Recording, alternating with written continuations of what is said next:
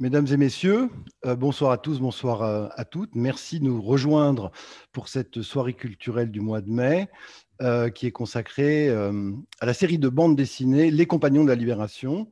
Je voudrais d'abord remercier, je vous le présenterai un tout petit peu plus tard, Jean-Yves Le Naour qui nous a fait l'amitié d'être avec nous ce soir pour nous parler de cette belle aventure qui est cette série de bandes dessinées éditée par les éditions Grand Angle en partenariat avec l'Ordre de la Libération. Alors, je vais essayer de ne pas être trop long, mais je voudrais quand même expliquer d'abord de notre côté pourquoi ce partenariat.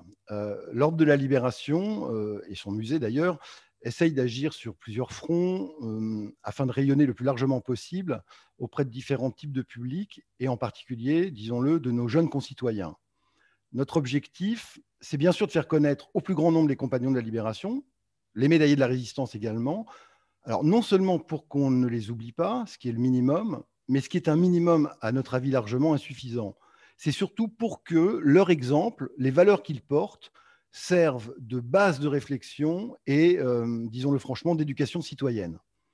En cela, nous sommes d'ailleurs en accord avec la mission supplémentaire qui a été récemment confiée par les pouvoirs publics à l'Ordre de la Libération, qui consiste à tenter de contribuer au développement de ce qu'on appelle l'esprit de défense chez nos concitoyens, et de nous efforcer d'être, pour reprendre les mots du général Baptiste, délégué national de l'Ordre de la Libération, ce qu'on appelle une boussole de citoyenneté.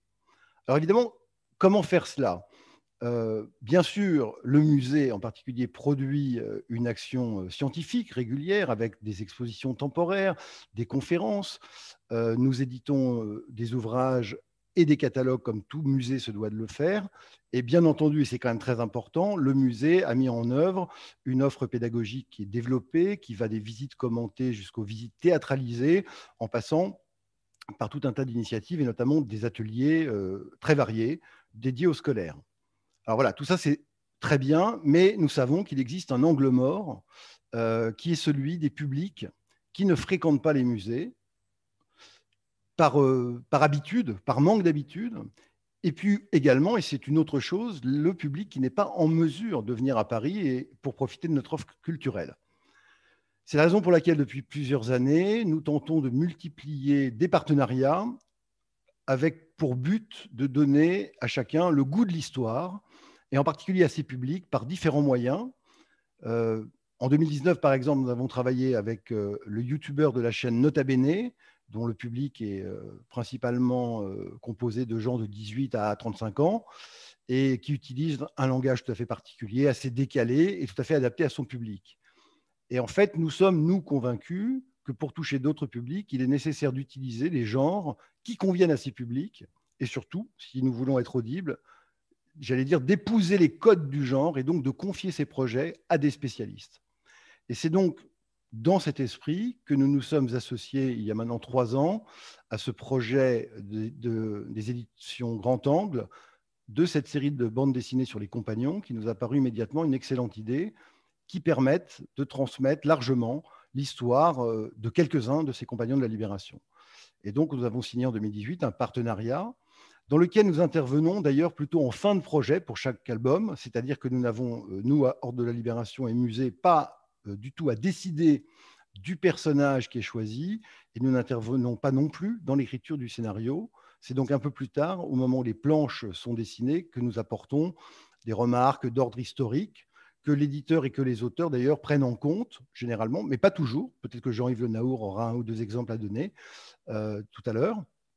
Mais en réalité, notre apport principal dans ce partenariat, ça consiste à fournir pour chaque album les éléments de texte et d'illustration du cahier historique final, puisque chaque album se termine par 8 pages de cahier historique, qui finalement fait passer le lecteur de l'univers de la fiction à celui de la réalité historique du personnage, et qui d'ailleurs, grâce à ce cahier historique, ce personnage est remis en perspective, j'allais dire, dans l'entièreté de son parcours, puisque bien souvent, et peut-être que là, Jean-Yves dira quelque chose là-dessus aussi, la bande dessinée dédiée à un compagnon n'aborde qu'une partie de la vie du personnage, voire même une partie très, très brève de l'histoire du personnage.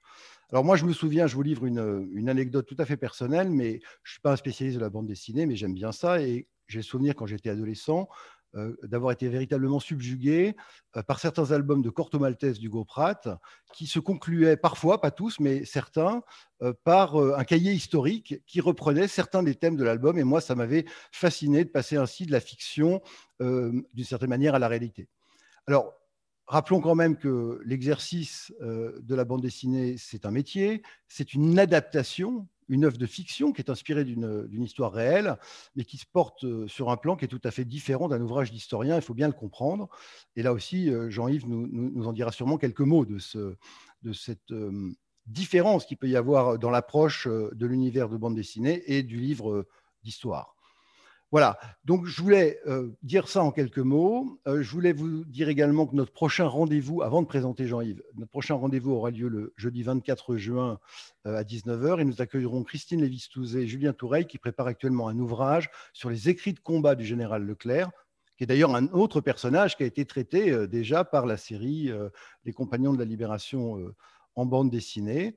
Alors, cher Jean-Yves, deux mots et c'est à vous.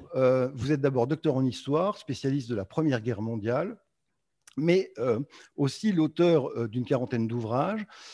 Vous êtes auteur-réalisateur de documentaires pour la télévision, toujours documentaires à caractère historique, et vous êtes évidemment scénariste en l'occurrence, et c'est un peu sous cette casquette-là que vous êtes là ce soir, scénariste de bande dessinée chez Grand Angle. Alors, vous n'avez pas commencé avec les Compagnons, vous avez commencé avec d'autres choses, sur Verdun, Charles de Gaulle en 4 tomes, je crois, et puis plus récemment, voilà, les Compagnons de la Libération. Donc, après l'intervention de Jean-Yves, qui va durer environ 40 minutes, nous aurons un échange avec le public. Vous pouvez donc d'ores et déjà, soit sur Zoom, par le mode des questions-réponses, poser des questions qui vous viennent à Jean-Yves Le Naour, et également sur Facebook. Traditionnellement, vous pouvez poser vos questions et nous procéderons à ce temps de questions après l'intervention de Jean-Yves, que je remercie chaleureusement de sa participation et à qui je cède maintenant la parole. Merci Jean-Yves. Merci Vladimir, merci à tous d'avoir patienté. Les problèmes techniques sont réglés.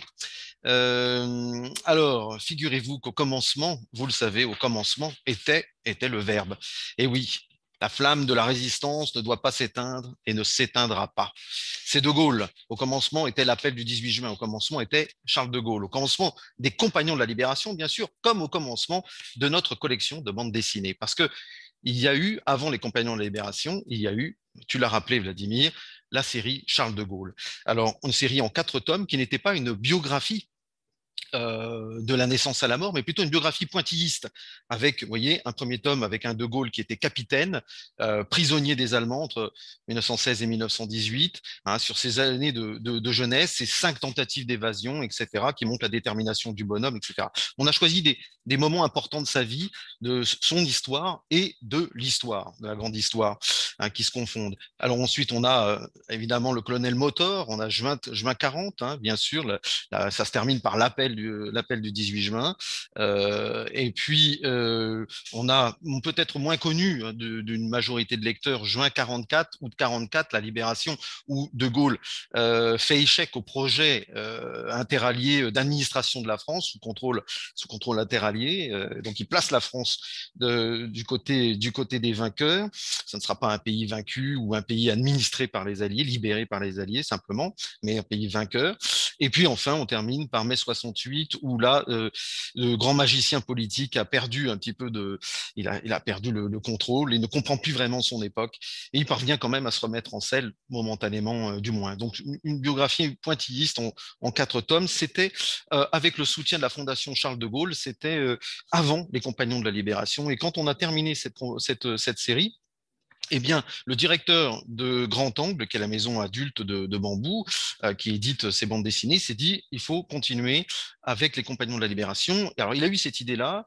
Cette idée vient pas de moi, elle vient d'Hervé Richer. Le fait qu'il soit l'ami du neveu de Pierre Messmer, et qu'on ait commencé aussi par une BD sur Pierre Messmer, sans doute l'a poussé effectivement à aller dans cette voie. Et pour lancer une collection, effectivement, quand on a 1038 personnes physiques de compagnons de la Libération, se pose la question du choix. Par qui on commence? Évidemment, quand on lance une collection, on doit commencer avec des personnes assez fortes, des personnes connues, des personnes identifiées. On ne peut pas commencer vraiment avec des inconnus, sans quoi on va au casse-pipe, naturellement. Donc, l'année et puis il faut commencer avec une salve. On ne peut pas commencer avec un album isolé par-ci, par-là. On en a sorti 3 en 2019, à peu près en même temps, séparés de 2 mois. L'été est séparé. Avec le premier, donc, c'est le général Leclerc. Vous le voyez à l'image. Le deuxième, Pierre Messmer, quand pendant la Seconde Guerre mondiale. Il ne s'agit pas de raconter toute sa vie, là aussi. Hein, c'est le moment qui compte, le moment qu'il a fait finalement compagnon de la libération. Donc, ces campagnes de Syrie, de Bir Hakeim, etc. Pour Leclerc, c'est Koufra, vous voyez, on est en plein désert, hein, il est en short, toujours avec sa canne à la main, hein, qui ne quittait pas. Voilà. Et puis, quant au troisième, eh bien, il s'agit de l'année 2019, il s'agit de Jean Moulin. Voilà, pour la salve de 2019, 3 BD, rien qu'en 2019, l'année de la sortie de cette collection. Et une nécessité, quand on lance une collection, c'est qu'elle soit identifiée. C'est que, vous voyez, il faut qu'il y ait une charte graphique. Il faut effectivement qu'on puisse reconnaître ces BD. Vous voyez, on a choisi un fond blanc. Hein, on voit bien la croix de Lorraine, Compagnon de la Libération, et le nom de la personne qu'on va étudier. Un fond neutre. Il y a une charte visuelle, mais plusieurs essais ont été tentés. Regardez par exemple ici, avant de choisir le blanc, vous voyez, on avait fait des essais sur le jaune, vous voyez, il y a des couleurs chaudes, du rouge, ça n'a pas du tout été retenu. On avait même choisi un sous-titre pour chaque personnage, pour Leclerc, le serment de Koufra, parce que c'est ce que racontait cette BD, mais voilà, on n'a pas retenu, on a préféré mettre Compagnon de Libération en grand et juste le nom de la personne qu'on a étudiée. Et puis, la couleur vive, les couleurs chaudes, le jaune, le rouge, ça allait peut-être très bien, c'était peut-être une bonne idée pour le Sahara, pour Koufra, mais ce n'était peut-être pas bon pour toute la collection. Il fallait qu'on puisse l'identifier. Le neutre, voyez, le blanc, ça restait neutre. Puis regardez, là, Jean Moulin. Jean Moulin, ça ne pouvait pas aller, ces couleurs violentes, parce que cette image, n'oubliez pas que l'image est un texte. En dessin, comme au cinéma, l'image parle. Il faut la laisser parler. Il n'y a pas besoin de texte. C'est un texte en elle-même. Elle dit quelque chose. Et donc là, avec Jean Moulin, on est dans l'armée des ombres, dans l'ordre de la nuit, comme disait André Malraux.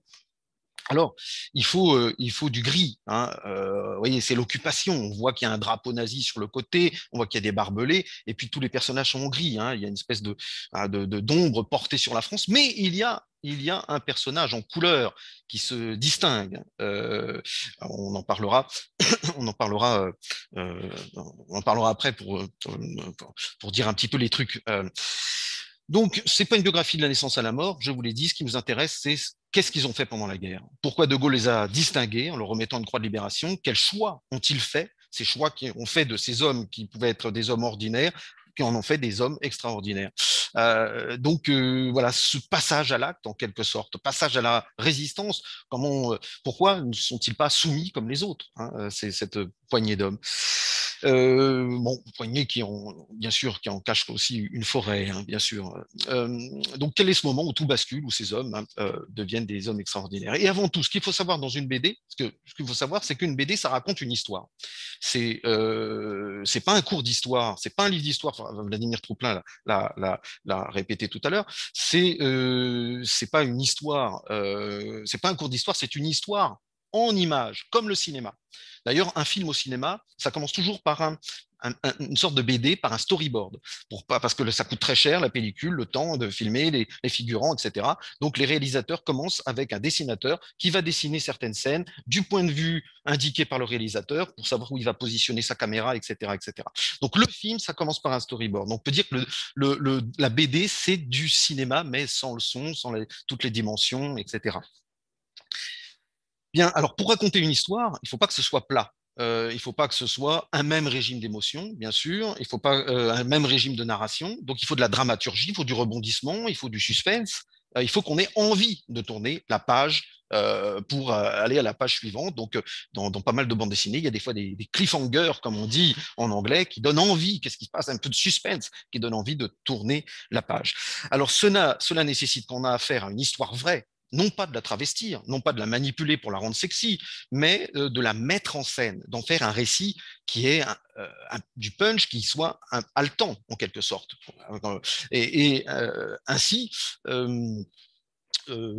comment dire, ce qui va durer des mois, on fait des choix. Ce qui va durer des mois, ce qui peut être très long dans une vie, ben, ce qui peut être lent, fastidieux, peut être évacué en un dessin, en quelques dessins. Et puis, ce qui va se passer en 1 heure, en 2 heures, en une journée, ça peut faire, ça peut faire 15 planches, parce que là, c'est de l'action et on veut immerger le lecteur dans cette action. Hein, on veut lui couper le souffle. Donc, la BD, c'est ça, c'est faire des choix. C'est c'est ça le scénario, hein, que ce soit un film ou une BD, faire des choix, le scénariste fait des choix, et la BD, c'est l'art de l'ellipse, comme le cinéma, l'art de l'ellipse, l'ellipse de temps, ellipse de lieu. Je vais revenir sur ces notions.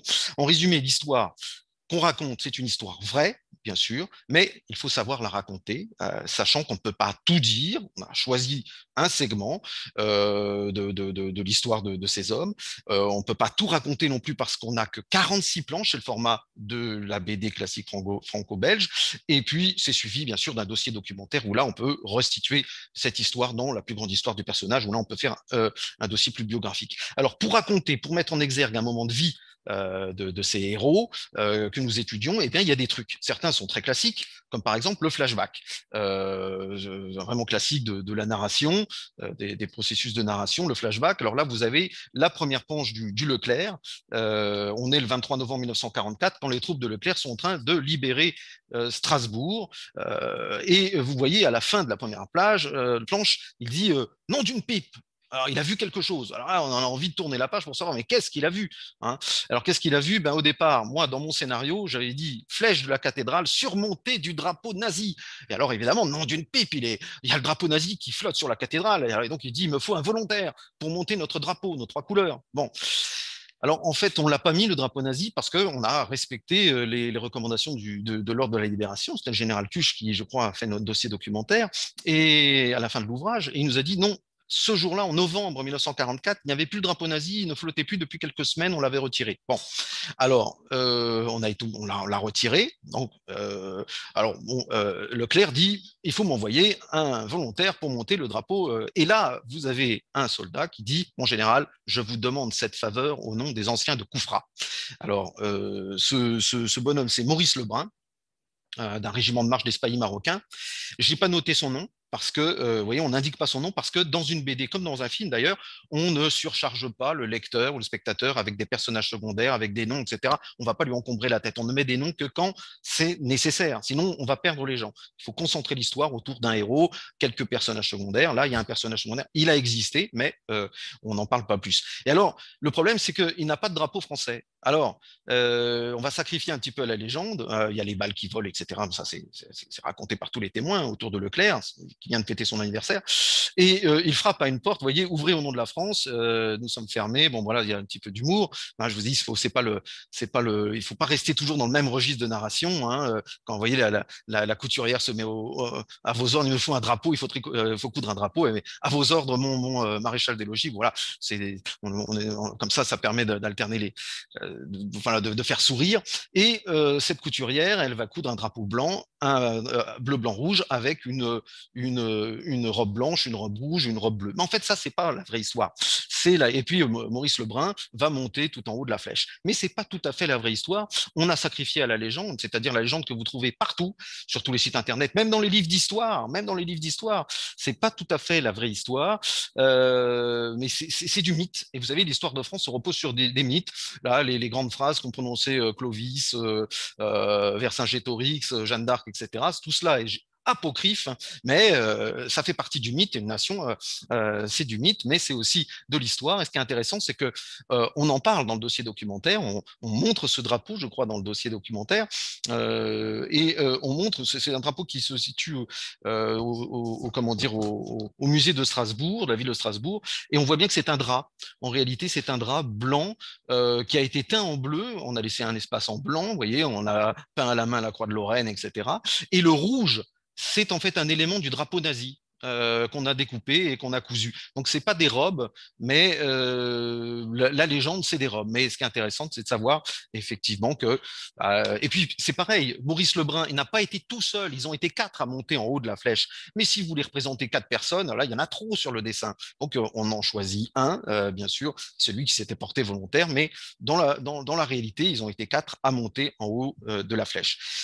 Donc voilà, vous voyez, il y a des petits arrangements avec la vérité. Hein. Alors, là, si vous voulez raconter l'histoire, eh bien effectivement, le 23 novembre, les Français entrent dans Strasbourg et ils vont monter un drapeau, un ancien de Koufra hein, est désigné pour monter le drapeau français en haut de la flèche de la cathédrale. C'est ça qu'on raconte. Alors après, les détails, vous voyez, il y a des détails qui sont faux. On sacrifie à la légende parce que c'est tellement beau. Quand c'est tellement beau, on a envie que ce soit vrai. Hein, bien sûr, on sait que c'est pas vrai, mais voilà, on raconte ainsi.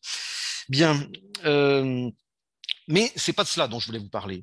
Ce dont je voulais vous parler, vous voyez, à propos comment dire, ah, voilà, je suis revenu.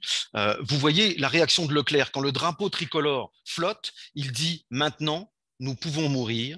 Nous avons tenu notre parole. Et bien maintenant, nous pouvons mourir. Nous avons libéré Strasbourg. Eh bien, ça, c'est une phrase historique hein, de Leclerc quand le drapeau, quand il entre dans Strasbourg. Maintenant, je peux mourir. Il y a des balles qui sifflent autour de lui, mais il n'a pas peur. Maintenant, je peux mourir. J'ai libéré Paris, j'ai libéré Strasbourg. Bon, voilà, maintenant, je peux mourir. J'ai pas peur de mourir. Nous avons tenu parole. Et alors là, pour le lecteur, vous connaissez peut-être le serment de Koufra, la première victoire de la France libre, le début de l'épopée de la France libre. Mais pour la majorité des lecteurs, on ne sait pas ce que c'est. Et donc, nous avons tenu parole. Mais qu'est-ce qu'il veut dire par là? Et là, boum, on a effectivement le flashback. On est en 40 à Fort-Lamy, au Tchad. Et puis, il y a un nouveau colonel qui arrive. En réalité, il vient de se bombarder lui-même colonel. De Gaulle a rectifié tout cela, hein, bien sûr, a légalisé tout cela. Il arrive, et ça, c'est une scène qui est vraie. Faut imaginer le Tchad, on est loin de la guerre. On ne sait pas qui est ce nouvel officier qui va arriver. Il fait chaud, la sueur, on s'ennuie. Et puis, il y en a un qui dit, vous allez voir le nouveau, je vais le mettre au garde à vous. Hein. Et alors là, Leclerc arrive et il se met à leur parler en disant vous allez voir, moi je vais vous conduire en France, je vais vous conduire, on va libérer la France tous ensemble. Ça paraît complètement fou, on est au Tchad, au milieu de nulle part. Et là, quand il finit de parler, il y a un des officiers qui se met à chanter la Marseillaise, et donc tout le monde se met au garde à vous. Voilà, il avait tenu un pari, je vais mettre le chef, vous allez voir, moi je vais le mettre au garde à vous. Bon, c'est une petite anecdote, mais pour la suite, effectivement, Leclerc n'a pas tellement apprécié, il s'est mis au garde à vous pendant la Marseillaise, mais après il lui a dit hein, ça sera à moi de vous dire quand vous chanterez maintenant. Bien, alors vous voyez, ça c'est le procédé du flashback. C'est très habituel, on est projeté voilà, dans le passé et on raconte ainsi cette folle histoire de 1500 km dans le désert pour aller prendre une oasis tenue par les Italiens dans le désert libyen avec quasiment des vieux canons, un canon, des vieux camions, 80 obus seulement, pas assez d'essence pour revenir, quasiment pas d'eau. C'est vraiment pas de carte, c'est une expédition complètement folle et pourtant elle va réussir. Impossible n'est pas français, disait Napoléon. Eh bien, en tout cas, impossible n'est pas Leclerc. Il a eu beaucoup de chance, mais Koufra est tombé et ça a été la première victoire de la France libre. C'est le début de la grande épopée, alors que c'était la victoire de quelques centaines d'hommes, de misérables, dans une situation misérable. Quand les Italiens vont se rendre à eux, ils pensaient qu'ils avaient affaire à une armée avec plein de canons, parce que Leclerc faisait tourner le canon autour du fort pendant la nuit, il tirait un obus là, un obus là, pour faire croire qu'il avait plein de canons. Donc ça a été de l'intoxication et ça a marché. Et quand le fort tombe, donc quand les Italiens ils voient ça, ils n'en reviennent pas, ils sont moins nombreux qu'eux, moins bien équipés, ça a été de l'intoxication. Et le fort est tombé le 2 mars 1941. Leclerc réunit ses hommes et il leur fait prêter ce serment, jurer de ne déposer les armes que lorsque nos couleurs, nos belles couleurs, flotteront sur la cathédrale de Strasbourg. Et voilà pourquoi on a commencé comme ça. Et puis ensuite, il y aura un flash forward juste après ce serment hein, pour arriver à Berchtesgaden, etc. Bon, il y a d'autres procédés de narration. Hein, il y a l'interview, vous voyez, des vieux bons hommes qui sont interviewés par un jeune journaliste ou par un historien qui raconte. C'est très souvent, on voit ça dans les films, etc. Très souvent, on voit ça dans les BD. Bon, voilà, vous voyez, ça c'était l'expédition au plein milieu du Sahara. Bon, alors là, vous voyez, pour Pierre Messmer, la scénariste, c'est pas moi, c'est Catherine Valenti, elle a choisi l'enterrement de De Gaulle. À l'enterrement de De Gaulle, donc en novembre 1970, il y avait Pierre Messmer et il y avait son camarade Jean Simon, le général Jean Simon. Et vous voyez, ils ont tous les deux, hein, tout au fond, vous voyez, tout en bas, l'avant-dernier dessin, ils sont tous les deux décorés de la croix de Libération. Donc, ils se rencontrent, c'est tout à fait vrai, hein, ils étaient là à cet enterrement, et puis ils discutent entre eux du bon vieux temps, évidemment avec des guillemets, et tu te souviens, Jean, c'est pas nous le 18 juin pour nous que ça a commencé, c'est le 17 juin. Parce qu'effectivement, c'est le 17 juin qu'ils ont décidé de continuer le combat, qu'ils ont déserté l'armée française et qu'ils ont rejoint Marseille, qu'ils sont montés sur un bateau, qu'ils ont dérouté quasiment un acte de piraterie vers l'Angleterre et qu'ils ont commencé ainsi leur histoire dans la France libre. Vous voyez, là, on est dans un autre procédé de narration. Ensuite, paf, l'histoire commence le 17 juin. Hein, voilà, c'est comme ça. C'est pour Jean Moulin, on commence là, on casse le suspense puisque hein, on montre tout de suite quelle sera sa fin. On peut imaginer que la plupart des lecteurs savent qu'effectivement Jean Moulin comment est mort pendant la guerre. Et donc là, on monte l'interrogatoire directement avec Klaus Barbie et ces scènes d'interrogatoire, de torture, bon, pas torture, on n'a pas montré on n'a pas voulu montrer trop de violence, hein, bien sûr. On veut que ce soit lu par des adolescents aussi. Donc, on reste, comment dire, peut-être dans une atmosphère hein, de peur, de violence. On suggère la violence, mais la suggérer, vous savez, ça peut être terrifiant. Bien, et ça, donc ce procédé-là, il reviendra. Ces scènes-là reviendront, comment dire, régulièrement. Elles couperont la narration, elles distribueront la parole et contribueront ainsi à ériger Moulin comme un héros sacrifié de la résistance, celui qui a été trahi et celui qui ne parle pas sous les coups. Donc voilà, le héros sacrifié. Donc voilà pour des techniques de narration, il y en a bien d'autres, hein, bien sûr. Pour Romain Gary, par exemple, seul volume qui a été publié en 2020 parce que c'était une année très compliquée avec des reports, etc. Bien sûr, vous connaissez la situation du coronavirus, etc., etc. Bon, bien là, ce sont les lettres, on le voit écrire. Romain Gary, futur prix Goncourt, ce sont les lettres qu'il écrit à sa mère qui distribue la parole, ce sont les lettres de sa mère qu'il reçoit qui distribue la parole. Voilà. Donc il y a chaque histoire en quelque sorte commande sa mise en récit, sa propre mise en récit. Cela relève de l'histoire proprement dite, bien sûr. On va se dire, bah, tiens, en lisant, c'est comme ça qu'on aimerait faire les choses. Puis ça relève du choix de la mise en scène, du choix du scénariste. Car chaque histoire aussi a sa propre fluidité. Elle a aussi ses propres difficultés qu'il faut surmonter. Par exemple, Leclerc, pour le serment de Koufra, c'est une BD très simple à lire parce qu'elle est assez chronologique, elle est linéaire. On suit Leclerc dans son expédition pour militaire en plein milieu du Sahara. Sa préparation, son exécution, les combats, etc. etc. Avec Moulin, il y a une difficulté. C'est vraiment c'est autre chose. La difficulté, bon là je vous mets une planche qui n'est pas colorisée, je n'ai trouvé que cela. Avec Moulin, nous sommes dans les réseaux de la résistance. Donc nous suivons Moulin dans son travail d'unification de la résistance derrière le général de Gaulle et dans la formation d'un Conseil national de la résistance avec toutes les composantes de la résistance, mais aussi avec les composantes des partis et toutes les difficultés que ça représente pour des mouvements de résistance qui sont jaloux pour beaucoup de leur indépendance et qui ont du mal à accepter l'autorité du général de Gaulle. Donc, il y a forcément dans cette BD moins d'action, en tout cas moins d'action d'opération militaire. On est dans l'ombre, on discute, hein, il y a des discussions autour d'une table. C'est difficile tout cela à représenter en BD, ces confrontations, ces différences de mouvements de la résistance, etc. Alors, il y a beaucoup de débats, de discussions, de différents réseaux. Il faut exposer les rivalités, les positions des uns, les positions des autres. Donc, cette BD est forcément plus compliquée. Il faut vraiment avoir 14-15 ans, à partir de 14-15 ans, pour la lire. Le défi, là, il est de restituer des débats qui sont complexes, des débats des mouvements de la résistance, des affrontements idéologiques. Il s'agit de les synthétiser en les résumant, de les clarifier, pas de les simplifier. Vous voyez, et puis aussi, vous voyez par exemple là, on est dans une scène du début où vous avez Henri Freinet, Acier de la Vigerie, bon, mouvement combat, Libération Sud, qui discutent. Et vous voyez, il y en a un qui dit libre à vous d'obéir à qui que ce soit. Je reconnais De Gaulle comme le chef de la France libre. Cela ne signifie pas que je suis à ses ordres dès lors que la question est politique et non plus militaire. Ça, c'est Freinet. Hein.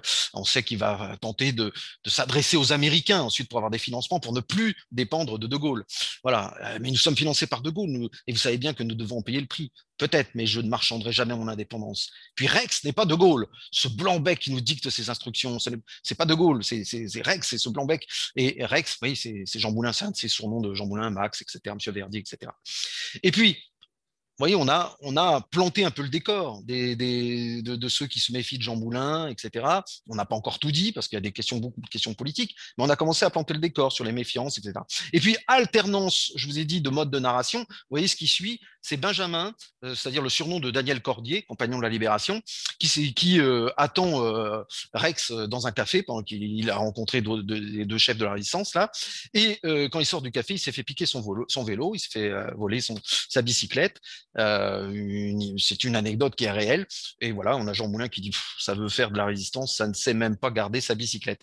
Donc vous voyez, petit trait d'humour. Et puis auparavant, on est dans le sérieux, voilà, alterner les modes pour voyez, dans la gravité, puis après sourire un peu et avoir envie de tourner la page pour savoir la suite. L'autre difficulté de cette BD, et vous allez le voir avec cette planche. Alors là, cette planche, toujours pas colorisée, hein, celle-là. Cette planche, alors là, c'est vraiment l'archétype. Il y a énormément de personnages, mais c'est normal parce que je voulais présenter le Conseil national de la résistance qui se réunit en 1943 rue du Four pour la première fois. Donc, on a représenté voilà, les portraits de tous ces hommes et cette réunion qui se déroule comme ça sous la présidence de Jean Moulin, etc., etc. Alors, là, le dessinateur hurlait en disant il y a trop de monde, etc. Mais bon. Le problème dans cette BD, c'est qu'effectivement, il y a beaucoup de monde. Bon, là, cette BD, alors là cette planche, c'est le maximum, hein, bien sûr, c'est le maximum. On n'ira pas plus loin, hein, mais je la montre justement à dessin. Ça fait beaucoup de monde. Toute la BD n'est pas là, hein, n'est pas comme ça, heureusement. Alors, évidemment, il y a une difficulté. Quand vous avez beaucoup de personnages dans l'ombre, des discussions comme ça entre chefs, il faut pouvoir reconnaître le héros facilement. Il est où Jean Moulin là? Il faut le reconnaître. Eh bien, vous le voyez là, en plein milieu, il est en train de lire. On le reconnaît à son comment dire, son cache-nez, son écharpe. Bon, là, on le voit pas bien parce que c'est pas colorisé. Et en plus, il est en train de parler, ça cache un peu. Mais le chapeau, le manteau, l'écharpe hein, qu'il portait généralement pour dissimuler sa cicatrice ou bien, enfin, et pour mieux le reconnaître, eh bien, écoutez, on va remonter un petit peu plus haut. On va voir la couverture. Hop, hop, hop, hop, hop, hop. Voilà, pour mieux le reconnaître, vous voyez là, tous les personnages sont gris sauf Jean Moulin qu'on identifie. Pour mieux le reconnaître, on a décidé que voilà, l'écharpe serait rouge. Alors comme ça, on le voit dans tous les dessins. Hop, on peut pas y échapper. On identifie tout de suite Jean Moulin. Où il est le héros, paf, on le reconnaît tout de suite. C'est lui qui parle. Là, voilà. Couleur vive. Bon, alors là aussi, il y a un petit arrangement. C'est un truc pour qu'on reconnaisse Jean Moulin, mais il y a un petit arrangement parce que le musée de la Libération conserve le chapeau, l'écharpe et le manteau de Jean Moulin, et cette écharpe, eh bien, elle était bleu marine, je crois, enfin en tout cas, elle est d'une couleur sombre. Elle n'est pas d'une couleur vive, mais pour la BD, il fallait qu'on puisse reconnaître le personnage. Vous voyez hein, cette photo iconique, mais il y en a qui ont et vous voyez une planche de la BD colorisé. Hein, on est dans les tons, vous voyez, pastel. Il faut pas de couleur très, très très chaude parce que toujours les questions de l'ombre, hein, de l'armée des ombres, hein, bien sûr. Mais petit arrangement avec la vérité, hein, voilà, qui est nécessaire à la fluidité de la lecture pour qu'on puisse tout de suite voir. Hein. Bien sûr, il y en a qui sont allés bien plus loin que nous. Regardez par exemple pour un livre sur Jean Moulin artiste, parce qu'effectivement c'était un dessinateur, Jean Moulin. Hein, c'était voilà. Et vous voyez, certains pour souligner son côté artiste ont mis une écharpe multicolore. Bon là, ils sont allés peut-être un petit peu loin. Hein. Bon. Alors maintenant, voilà Kiefer. Juste avant de bon, allez, allez parlons de Kiefer, allez, parce que le temps nous est compté, donc il faut que j'accélère. Voici le dernier volume de notre collection, Philippe Kiefer, l'homme qui débarqua le 6 juin sur les plages de Normandie à la tête d'un commando de 176 hommes, donc 177 à débarquer avec lui. Et paradoxalement, ces 177, ils ont longtemps été oubliés dans notre mémoire. Paradoxalement, ils sont revenus par les Américains, en 1962, le film Le jour le plus long. Il y a une scène importante qui est la prise de Ouistreham. Alors c'est une scène qui est complètement inventée savez, hein, on est dans le Far West, on est dans Hollywood, ça pète de partout, etc. Bon, ça s'est pas tout à fait passé comme ça, bien que Daryl Zanuck, le réalisateur, ait embauché Philippe Kiefer à l'époque comme conseiller historique avec Maurice Chauvet, un autre membre du commando. La BD commence ainsi, hein, par cette scène, une scène du jour le plus long, et puis après on voit le tournage coupé, hein, après la première scène, et on voit que c'est pour de faux. On croyait qu'il combattait pour de vrai, et puis en fait c'est pour de faux, c'est le tournage d'un film, et on découvre qu'il y a là Kiefer, en conseiller historique, qui dit oui, ça s'est passé comme ça à peu près. On a un témoin, ça a été filmé par l'INA. Il y a un témoignage INA où Kiefer est interrogé sur le plateau, si je puis dire, du tournage du jour le plus long. Et c'est une histoire qui me tenait à cœur, Philippe Kiefer, parce que je suis également scénariste de films documentaires, Vladimir l'a rappelé, pour la télévision, et mon compère réalisateur est Cédric Condon, qui est le petit-fils du plus jeune soldat débarqué ce 6 juin 44, René Rosset, qui avait 17 ans, petit Tunisien qui s'était engagé à 16 ans. Et en 2014, avec Cédric, eh bien, on avait fait un film pour France 3, diffusé en première partie de soirée, qui avait fait 2 700 000 téléspectateurs. Hein, donc, pour un film d'histoire, c'était tout à fait considérable. On était très contents. Et on avait eu l'idée de faire aussi un téléfilm, de faire un film de cinéma. Malheureusement, on n'a pas trouvé les bons producteurs. On continue à garder cette idée, hein, de faire un film ou un téléfilm, pourquoi pas une série Netflix, etc. Et j'en avais tiré un roman de ce téléfilm qu'on n'a pas réussi à faire, mais voilà, on a tiré un roman. Donc on a déjà en 2014, on avait interviewé les anciens du commando. À l'époque, ils étaient 9, je crois, et il n'en reste plus qu'un aujourd'hui, Léon Gauthier, depuis le décès du Belfort il y a quelques semaines. Léon Gauthier qui a 99 ans, si je ne me trompe pas. Donc entrons dans les détails. Comment on fabrique une BD? Il s'agit de la dernière. D'abord, on lit sur le sujet. Alors, on lit sur le sujet pour le film de 2014. J'avais lu tous les témoignages parus des membres des commandos qui avaient laissé leur témoignage.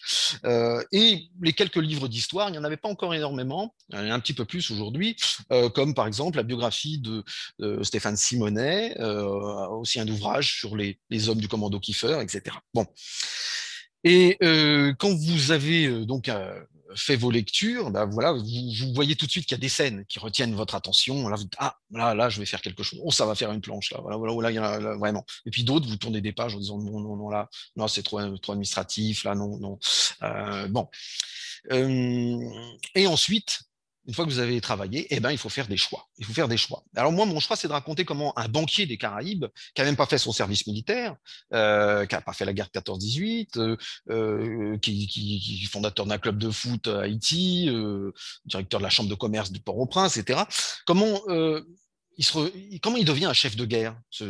Comment il en vient à créer une troupe française de commandos dans les commandos britanniques, et comment se forment ces commandos, leur entraînement, de quoi faire crever un cheval, disait Philippe Kiefer, et puis de raconter le débarquement du 6 juin. Et puis on s'arrête là, avec le débarquement du 6 juin, parce que la guerre continue encore, bien sûr, tout le monde le sait, que continue jusqu'au 8 mai 45, que les exploits du commando continuent aussi, mais moi je m'arrête au 6 juin parce que c'est le point d'acmé du livre. Il s'entraîne pour débarquer, pour libérer le pays. Et le 6 juin 44, c'est quand même une date importante de notre histoire nationale. Alors comment passe-t-on du livre à la BD?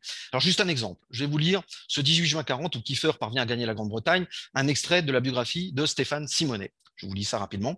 Ce 18 juin 1940, les troupes allemandes occupent Caen, Rennes et Nantes, tandis que l'évacuation générale vient d'être décrétée. Partout, les Allemands resserrent leur étau. Réfugiés à Saint-Va, sitôt Cherbourg investi par les Allemands, ça va la hougue, Kiefer a conscience que ces dernières heures d'hommes libres en France sont comptées. Ce 18 juin 1940, au moment où la presqu'île du Cotentin est sur le point de tomber, les navires et les bateaux de pêche se font rares le long des quais du petit port de pêche normand. Au cours de l'après-midi, la chance semble cependant sourire à Philippe Kiefer.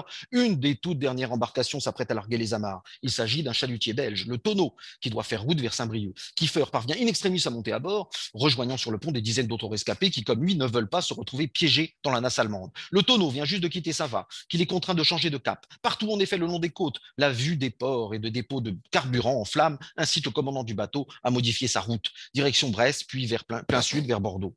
En fin d'après-midi, le chalutier est finalement repéré avant d'être intercepté par un torpilleur britannique. Il n'a plus d'autre choix que de gagner au plus vite un port anglais. Alors, quand on lit cela, on se dit c'est une scène de cinéma, c'est merveilleux, tout s'écroule et lui il parvient à sauter dans le dernier chalutier in extremis. Comment on traduit ça en BD? Alors là, c'est une planche qui n'est pas colorisée, hein, elle n'est pas finie, hein, c'est un instrument de travail.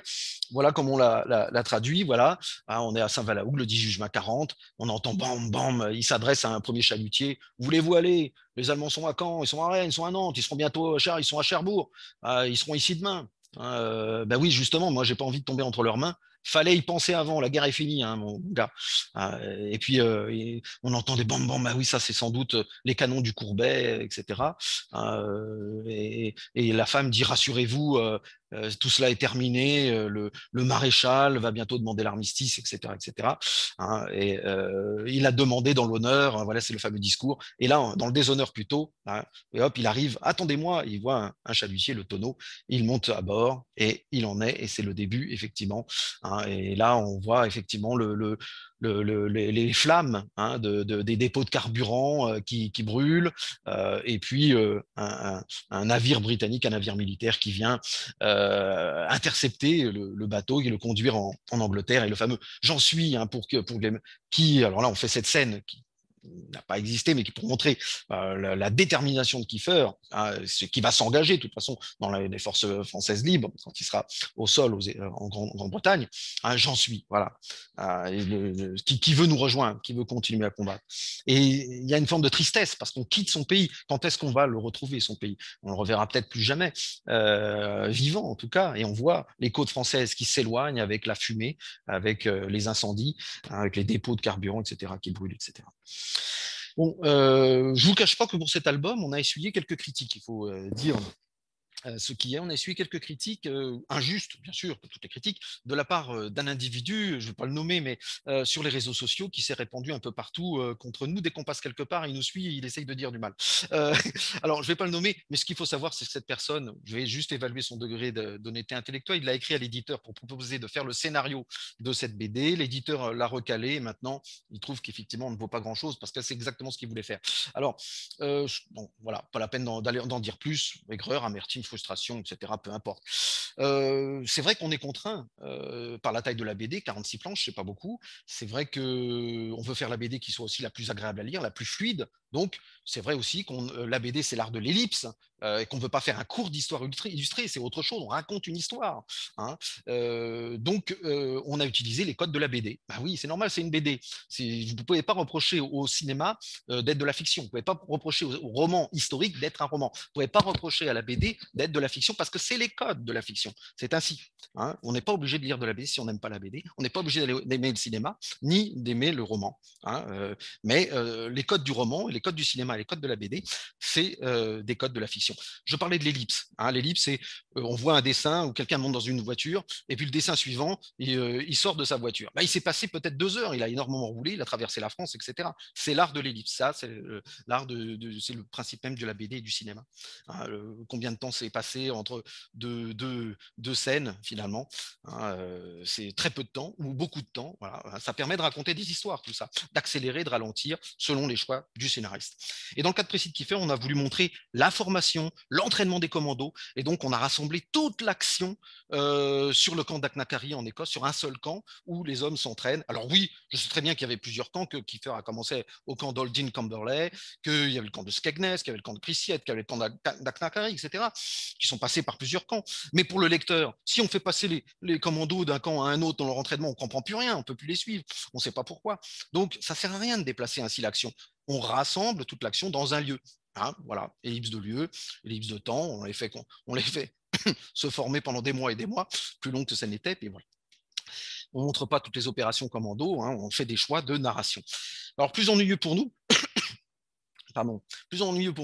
c'est que Madame Kiefer, la fille de Philippe Kiefer, n'a pas apprécié cette BD. Alors, elle n'a pas apprécié cette BD dans un premier temps, parce que, bon, elle a été contactée, vous voyez, par ceux qui n'aimaient pas la BD, et on lui a présenté, elle ne l'avait pas vue, et on lui a présenté juste quelques planches qui concernent ses parents et qui concernent l'intimité de ses parents. Et ce qui, en fait, a choqué Dominique Kiefer, c'est sa mère, la représentation, les scènes avec sa mère. Je me permets d'en parler parce que nous nous sommes rencontrés, parce qu'elle m'a dit ce qui l'avait choqué, et moi, je lui ai dit mes intentions de scénariste, et nous nous sommes compris parfaitement, et j'ai compris pourquoi elle n'avait pas apprécié ces scènes, elle a compris pourquoi j'avais fait le choix de représenter ces scènes. Alors, vous voyez, par exemple, là, on a une scène où Philippe Kiefer rejoint sa fiancée parce qu'il a rencontré une femme en France en 1939, une femme, oui, une Anglaise en France, Miss Winter en 1939. Et donc là, le 18 juin 40, quand il va en Angleterre, bah, dès qu'il peut, eh ben, il se rend à Londres auprès de sa fiancée et elle se jette dans ses bras. Bon, alors, visiblement, leur comportement dans l'intimité n'était pas aussi, comment dire, charnel, tactile, amoureux. Vous voyez, elle n'a pas beaucoup apprécié qu'on présente sa mère de façon un peu dénudée. Hein. Bon, moi, ce que je voulais montrer, c'était un couple aimant. Voilà, un couple amoureux, un couple uni. Je ne voulais pas montrer une certaine distance. On peut montrer une certaine distance avec certains personnages. De Gaulle et sa femme, bon, je sais bien qu'il y a eu un film récent où on les montre très amoureux, etc. Mais De Gaulle et sa femme se voyaient. On peut créer une certaine distance. Bon, là, je voulais montrer un couple amoureux. Je ne voulais pas créer une certaine distance, même si peut-être, effectivement, dans la réalité, monsieur et madame Kiefer n'étaient peut-être pas aussi sensuels, charnels, etc. Ceci dit, il y a quand même eu des enfants, donc il s'est passé quelque chose quand même. Bon, une petite, ce qu'elle n'a pas aimé non plus, c'est, voyez, la dernière bulle. Elle est enceinte dès 1941 et elle dit cet enfant aura besoin d'un père. Alors je préfère que tu t'ennuies plutôt que tu risques ta vie, parce qu'il s'ennuie Kiefer au départ, avant de trouver l'idée des commandos, etc. Et cette bulle a dérangé profondément Madame Kiefer parce qu'elle s'est dit jamais ma mère n'aurait dit cela. Sa mère elle était sans doute droite, dure, ferme autant que son mari, et elle aurait dit fais ton devoir. Bon, d'abord on n'était pas là, mais bon, ce que j'ai voulu faire, hein, c'est pas le modèle de la femme spartiate qui dit à son guerrier reviens dessus ou reviens avec, en parlant du bouclier, hein, reviens dessus mort ou avec ton bouclier, mais si tu ne reviens pas, c'est que tu ne l'as plus, hein, si tu as perdu. Ce que on a voulu dire, nos intentions, c'est qu'on a voulu dire que les héros, finalement, c'était des hommes, c'était des humains, qui pouvaient douter, qui avaient pas envie nécessairement de mourir, qui n'avaient pas nécessairement envie de se sacrifier, ils voulaient faire leur devoir, mais en même temps, c'est dur. Hein, ils ont envie d'aimer, ils ont envie de voir grandir leurs enfants, ils ne veulent pas mourir. Et malgré ça, ils font des choix. Ils font des choix de partir quand même, de combattre quand même, parce que c'est leur devoir, parce qu'il faut le faire. Et vous voyez, c'est bien plus beau que si vous montrez quelqu'un qui ne doute jamais, un super-héros. On n'y croit pas, un super-héros, quelqu'un qui n'a jamais peur. C'est pas humain. Là, on a quelqu'un d'humain, voilà, qui doute, qui s'ennuie, et puis pourtant, malgré cela, qui fait le choix. Et éventuellement, c'est pas un héros de marbre, c'est pas un super-héros, c'est pas une statue, hein, c'est un homme. Et j'ai expliqué ma façon de voir Madame Kiefer, elle m'a dit, je comprends, ça le rend plus humain. Même si pour autant, elle continue à pas aimer cette scène, parce qu'on voit sa mère un peu dénudée. Bon, je la comprends. À comprendre. Mon intention, c'était pas de la choquer, mais voilà, de montrer que les résistants, c'était des hommes ordinaires, plongés dans des circonstances extraordinaires, terribles, extraordinaires, et qui devenaient donc à ce moment-là extraordinaires par les choix qu'ils faisaient. En attendant, nous nous sommes vus le 8 mai 2021, nous sommes donc parlé, réconciliés, etc. Vous voyez, Madame Kiefer tient notre BD qui lui a été offerte. Elle la découvrait d'ailleurs pour la première fois. Nous nous sommes vus le 8 mai 2021 à l'occasion de l'inauguration de l'allée du commandant Kiefer dans la banlieue de Brest, à Beauhard, dans la banlieue de Brest. Et vous voyez, bon, alors là, c'est mon petit festival d'ego, mais vous voyez, je suis sous le nom de l'allée. Et dans les rues de Beauhard, eh bien, on avait affiché les planches de la BD, hein, des Compagnons de la Libération.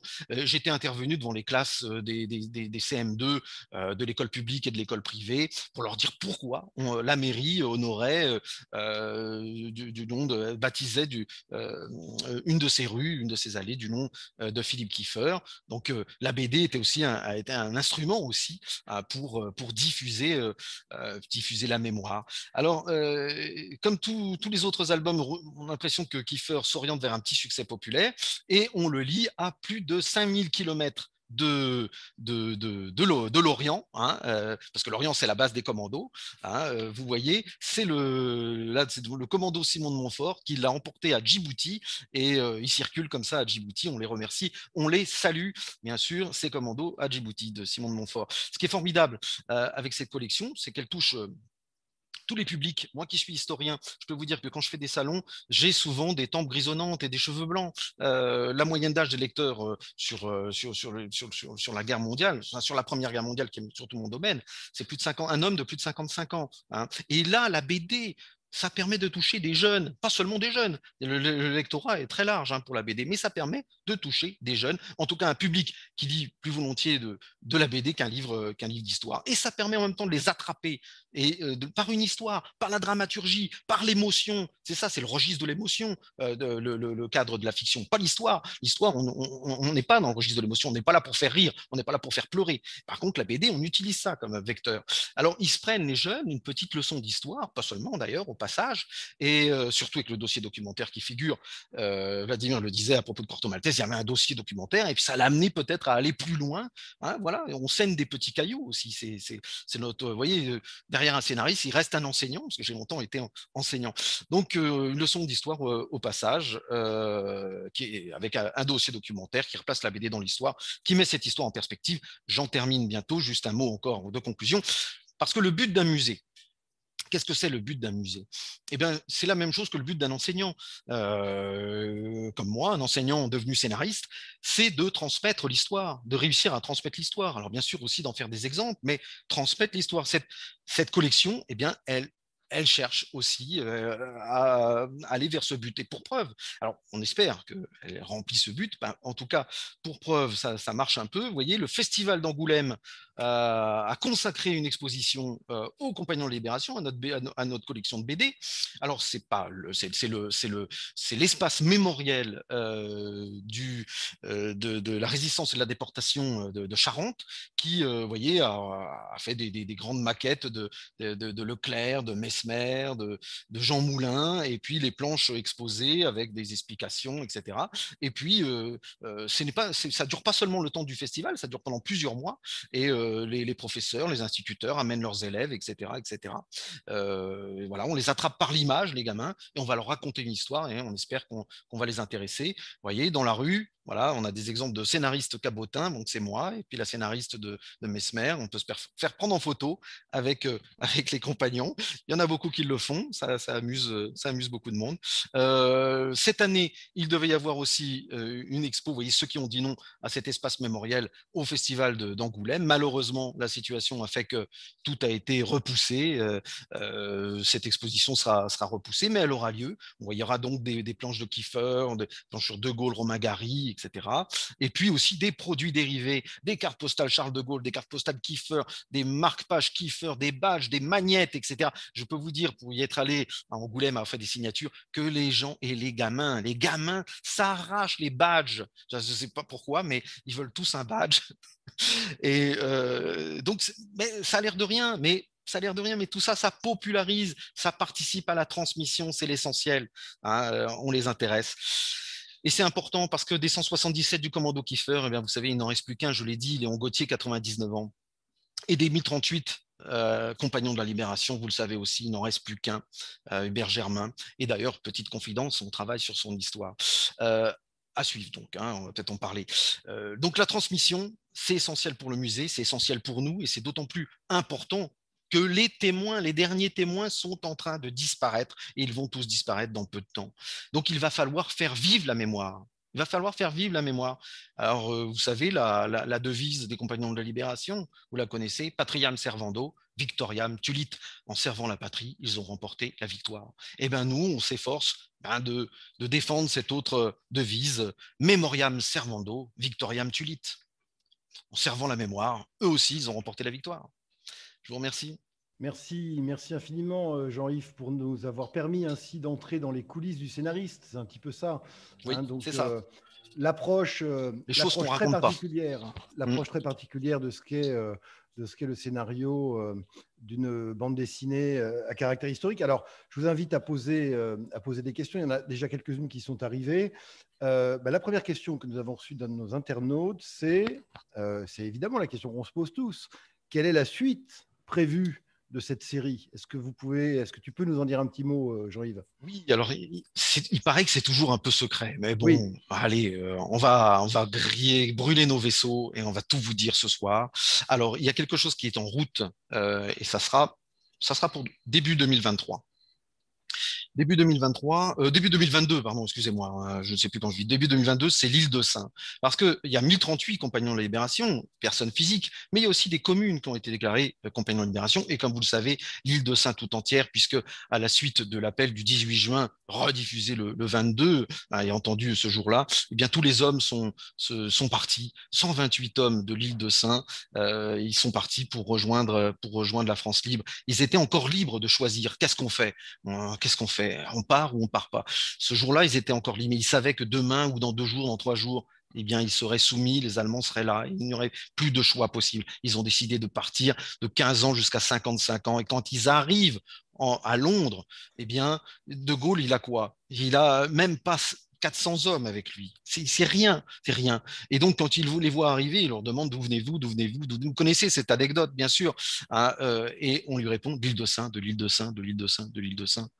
Mais, et donc, il a cette phrase, eh bien, aujourd'hui, l'île de Saint, c'est le quart de la France. Parce que ces 128 hommes, ça représentait le quart de tous ceux qui l'avaient rejoint depuis le 18 juin. Donc l'île de Saint a été faite compagnon de la Libération et on va raconter son histoire, cette histoire dramatique de juin 40 où tout s'écroule, la France est en train de sombrer et c'est cette petite île qui émerge de granit, qui émerge seulement à 3 mètres au-dessus de la mer, c'est elle qui ne coule pas. Rappelons-nous les mots de De Gaulle quand il vient en 64. Le ciel ici est toujours changeant, l'océan toujours mobile, mais la terre, le granit, la pierre, le roc et les hommes, eux, ne changent pas. Donc le prochain BD, c'est l'île de Saint. Et puis il y en aura une autre, je l'ai un peu dit, Hubert Germain, le dernier compagnon de la Libération. Eh bien, on a fait le scénario, on lui a soumis afin qu'il le valide, parce qu'on voulait quand même, quand on n'a pas affaire évidemment à quelqu'un de vivant, on peut proposer là il était vivant, on pouvait donc, il est vivant, on peut donc lui proposer le scénario et lui dire ce qu'il en pense, et il a été validé, donc maintenant il est mis en fabrication avec le dessinateur de l'Ambulance 13, pour ceux qui connaissent cette série, l'Ambulance 13, c'est lui qui fera cette BD. Et enfin, on aura aussi une compagnonne, parce que une compagne de la libération, parce que c'est vrai qu'il y en a peu, il y en a que 6, mais quand même, hein, les femmes. C'est vrai que De Gaulle aurait pu il connaissait assez peu la résistance intérieure, De Gaulle, pour reconnaître. Hein, bien sûr, c'est surtout des, des, des, des, des individus de la France libre qui majoritairement, ils connaissaient assez peu la résistance intérieure, donc il y a moins de femmes, mais elles ont joué un rôle tout à fait considérable, et donc on va raconter l'histoire d'une femme compagnon de la Libération, d'une femme de courage, d'un réseau d'espionnage qui a laissé sa vie et qui est mort dans les camps en Allemagne. Merci, merci beaucoup. Et ça répond d'ailleurs à une question qui a été posée, qui était justement, pourquoi pas de bande dessinée de la série sur les femmes compagnons, bien qu'elle n'ait été que 6. Donc ça répond aussi Oui. à cette question-là. Il y avait Bertie Albrecht, il y a déjà eu une BD. Oui, absolument. Il n'y a pas C'était la très plus longtemps connue. d'ailleurs. Oui. Pardon? Il n'y a pas très longtemps d'ailleurs. Oui, alors on s'était posé la question, puis après on s'est dit non, c'est pas possible, ça a été fait. Donc ça sera une femme, je pense, pour les Français, parfaitement inconnue, pour 99% des Français.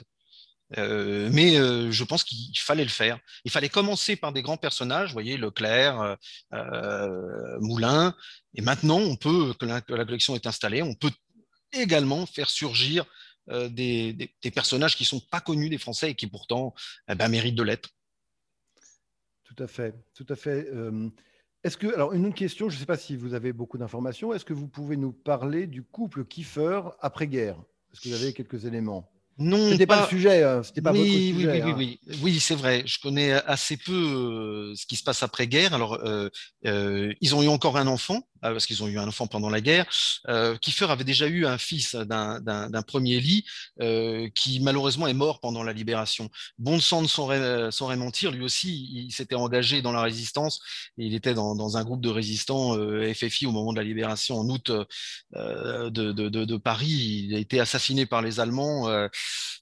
Les Allemands ont forcé à creuser la tombe et enfin c'est absolument atroce. Il avait genre 18-20 ans. Donc, il a eu une fille pendant la guerre et il aura encore une fille qui est Dominique Kiefer dans les années 50, au début des années 50, si je ne me trompe pas. C'est un homme qui n'avait pas de passion particulière, je vous l'ai dit, pour l'armée et qui était un homme très modeste. Donc, il a voulu raccrocher, quoi. Il a tenté une petite carrière politique. Il a été élu comment dire, conseiller départemental, cantonal, mais il n'a jamais réussi véritablement à s'implanter politiquement. Donc il a trouvé un poste à l'OTAN, dans un bureau, et c'est là que l'auteur du Jour le plus long, parce qu'avant d'être un film, ça a été d'abord un livre de son nom, Cornelius Ryan, voilà, un livre qui a eu un succès fou traduit dans le monde entier, Cornelius Ryan, et ça a été adapté au cinéma, Le Jour le plus long. Et Cornelius Ryan est tombé sur cette histoire des 177 du commandant Kiefer. Il en revenait pas de cette histoire. Il a tenté de le retrouver. Il a eu du mal à le retrouver. Et il le retrouve dans un bureau de l'OTAN, un tout petit bureau, tout petit. Et il dit, mais comment c'est possible aux États-Unis? Mais vous seriez un héros. Mais toutes les rues, il y aurait des établissements scolaires, etc. Mais comment ça se fait que vous soyez oublié, etc. Kiefer a esquissé un sourire, il n'a pas répondu, il a esquissé un sourire, c'est ce que raconte Cornelius Ryan. Vous voyez, des gens très modestes, ils n'ont jamais rien réclamé, ils ont même été, les 177, ils ont été du jour au lendemain passés à la vie civile, c'était pas évident, hein, ça a été très dur pour certains. Donc voilà, et puis la maladie, il est mort très tôt, en 1962. La maladie. Voilà, et la reconnaissance, 62, vous voyez, c'est la sortie du film. Il est invité à l'avant-première, il a été conseiller historique, il est invité à la première. Donc, il a eu le bonheur de voir quand même, de se voir à l'écran, même si c'était Hollywood, même si c'était pas tout à fait vrai, peu importe que ce soit, comme vous voyez, c'est comme de la BD, le cinéma, peu importe, parce que ça a ramené l'histoire des commandos dans la mémoire des Français. Et ensuite, par la suite, eh bien, ils sont revenus progressivement dans les années 80-90, quand le mythe de la France s'est libérée par elle-même, c'est le mythe gaulien. Enfin, bon, je ne vais pas rentrer dans tous ces détails, mais De Gaulle n'aimait pas commémorer le 6 juin 44 parce qu'il avait été tenu à l'écart par les anglo-saxons qui ne le reconnaissaient pas. Roosevelt ne le reconnaissait pas, De Gaulle, comme le chef de la France. Donc, en 64, par exemple, quand De Gaulle est président de la République, il ne se rend pas en Normandie. Il se rend en revanche en Provence pour commémorer le 15 août le débarquement de Provence. Mais parce que là, ce sont des Français majoritairement qui débarquent. Donc c'est le mythe des Français qui ont libéré la France, hein, la France qui s'est libérée par elle-même, hein, comme comme il le dit dans son discours de l'Hôtel de Ville. Donc c'est que tardivement que Kiefer est revenu, sorti de l'oubli avec ses commandos. Figurez-vous que c'est en 2001. Je crois que ceux qui ne l'avaient pas ont reçu la médaille militaire. Et 2004, pour ceux qui ne l'avaient pas déjà, ont reçu la Légion d'honneur. 2001-2004. Qu'est-ce qu'ils ont fait? Ils ont juste débarqué le 6 juin 1944. Ah, s'ils avaient marqué un but, hein, dans telle équipe ou poussé la chansonnette, eh bien, ils auraient eu sans doute la Légion d'honneur bien avant. Merci beaucoup, Jean-Yves. Il faut que je vous dise quand même qu'il y a beaucoup de gens qui sont très contents et qui, alors c'est pas des questions, mais c'est plutôt des applaudissements. Enfin, ils ont trouvé Merci. ça vraiment instructif et intéressant. On nous demande aussi si vous pouvez rappeler les références avant qu'on se quitte, parce qu'on a bientôt terminé, je pense, mais rappeler les références de la collection, sans doute les titres des albums. Alors, effectivement, le premier, c'est Leclerc, tout simplement. Les Compagnons de Libération, ils s'appellent Leclerc, tout simplement. Ouh là là, attendez, j'y suis, voilà. Le général Leclerc, tout simplement. Vous voyez, le titre, c'est Compagnons de la Libération, on ne peut pas se tromper.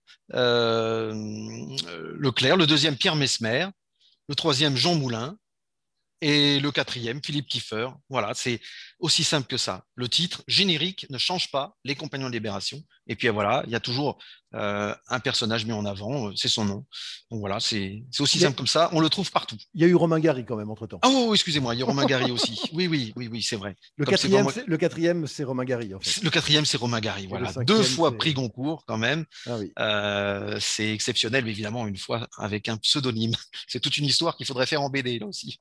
Absolument. Bon, écoutez, je crois qu'il est temps peut-être de nous quitter. Merci infiniment, Jean-Yves Le Naour, d'avoir joué le jeu de cette conférence virtuelle, mais encore une fois, très instructive sur vraiment l'approche qui est celle d'un scénariste. J'invite tous ceux et toutes celles que ça intéresse à nous rejoindre le mois prochain, le 24 juin, pour parler des écrits de combat du général Leclerc, présentés par Christine Evistouzet et Julien Toureille. À tous et à toutes, une bonne soirée. Merci beaucoup et donc à très bientôt.